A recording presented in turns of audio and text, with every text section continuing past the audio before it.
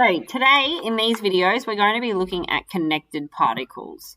Now, all that means is that we're going to treat it as two separate systems and then we're going to let them equal each other on the part where they share it.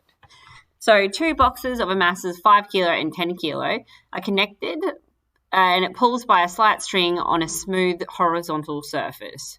A force of 30 newtons pulls the 10 kilogram box at an angle of 30 degrees to the surface. Determine the acceleration of the system and the tension in the string connecting the boxes.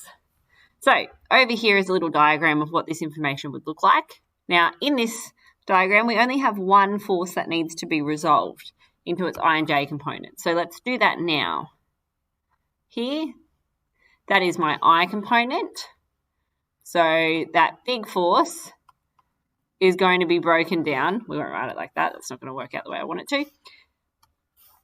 That pink component there is going to be 30 degrees in here, meaning that this is the adjacent side. So it's going to be cos of 30 degrees. And the horizontal component is going to be 30 sine 30 degrees. Okay, so the force pulling it is 30 degrees, which is why this is 30 and not 30 newtons like in the other one. I should have been able to pick that up in the unit that they were giving it to us in. Okay, so first thing we're going to do, let's resolve this first system. So if I call that system, okay, let's just do it. Okay, so force equals mass by acceleration. Now, the only force that I have, the mass is 5 kilograms. We're solving for the acceleration, which we don't know. And the only force that we have is this one going that way. So T equals 5A in this first diagram.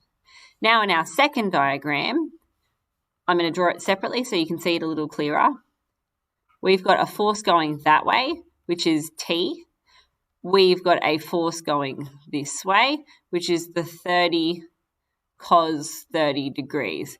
And they're the two forces that we've got acting on this plane. So when I substitute it into force equals mass by acceleration, this time the mass is 10. We still don't know what the acceleration is.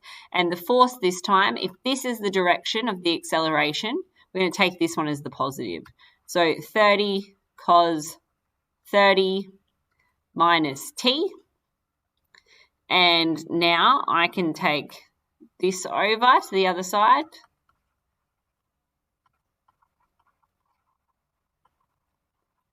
And I'm going to take the negative over and divide everything by -1, which is going to give me positive 30 cos 30 minus 10A is equal to T.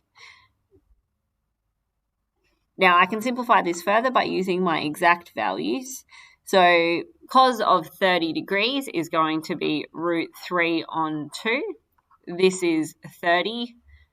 That's going to cancel to 15 minus 10A.